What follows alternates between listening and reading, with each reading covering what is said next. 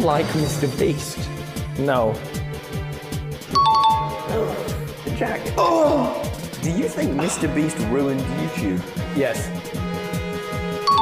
Ooh. Now, in all honesty, Jack, why? Because it became more about views, money, and popularity than it did about having fun. You just don't think you had fun playing Squid Games? You don't think you had fun riding on yachts? Building wells in Africa? I don't know. If he had fun doing those videos, they'd be longer. We'd see the fun. Ooh. Well, guess what? Jack was right. We thought this behavior drama was about to end, but not at all. This was just the beginning. Dawson, aka Dogpack404, has released another video. If you haven't watched the video yet, I'll link the video in description. You can watch it directly from there. So to tell you in detail, Dawson in his new video has exposed MrBeast, but this time he isn't alone. Another former employee named Jake Weddle. Jake worked for MrBeast as a writer, director, and sometime as his cameraman. He has appeared in many Beast videos as well. His first appearance on MrBeast channel was in a video titled Standing Still for 24 Hours, and many more of his videos. But after just a year, he left his job for MrBeast. What happened to him? He exposed everything to Dawson clearly, and this exposed the work environment and Jimmy's behavior towards his employees. The video is full of serious claims and shows a side of MrBeast's company that many people might not know about. I'll give a brief summary here, but to really understand the depth of what Jake Weddle is saying, you should watch the interview first.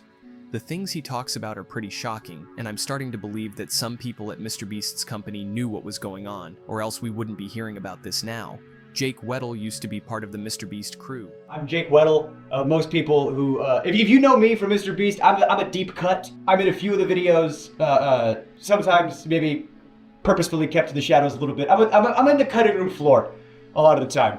But I've been in some videos, I've worked on a lot of them. He was in several of MrBeast's videos, where he often had to fake his reactions for the camera. Take a meteor and we're gonna put it on Weddle's car. We're gonna take another meteor and put it on Marcus's car. Both of them have no idea that we're doing this. Weddle and Marcus are probably shocked. They had no idea.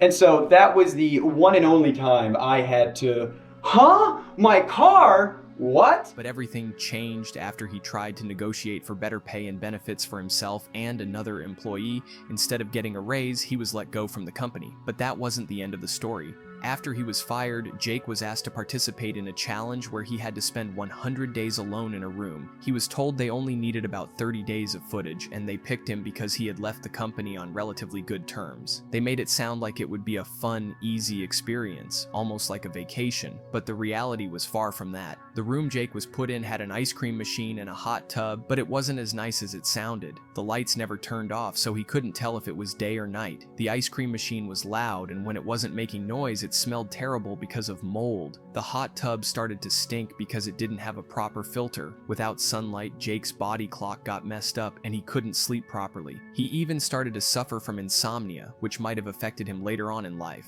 And with no clocks in the room, he had no idea what time it was. MrBeast would drop by occasionally to film Jake saying things like, "Thank you for the money, now I can pay my student loans," to make it look like Jake was happy and grateful. But the truth was very different. It's really sad to see how far MrBeast is willing to go to create good content, and it was also said by Jake that, "Do you think Jimmy really enjoys doing good and helping people?" I think Jimmy wants to be the best YouTuber. I think he is laser focused on one goal. During the video, Jake said that he felt a huge pressure on him as MrBeast was spending a lot of money on this video, and he didn't want it to be bad or not worth uploading, to a point where he even ran a marathon just to complete the challenge, even at cost of hurting his own body. It was only what he experienced, just a single employee.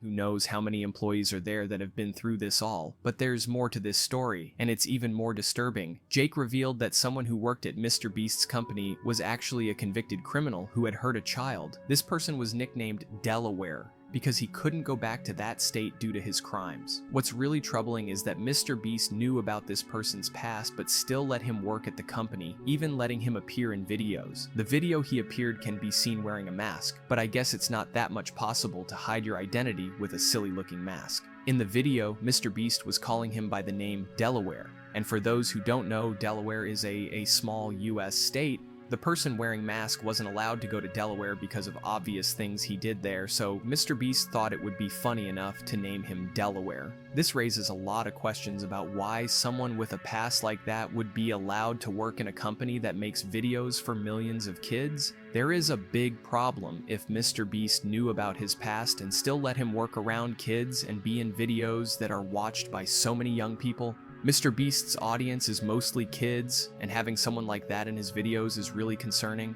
There's a document from MrBeast's company called How to Succeed in MrBeast Productions. It says things like, own your mistakes, and no does not mean no, which shows how much pressure people like Jake were under. But it seems like MrBeast isn't following his own advice, because instead of owning up to his mistakes, it looks like he's trying to hide them. At the end of the day, I don't know where this will all lead, but it seems like more people are coming forward with stories about what it was like working for MrBeast. Dawson has also said that he won't stop until he exposes not just MrBeast, but the entire company and everyone working there who has done something wrong.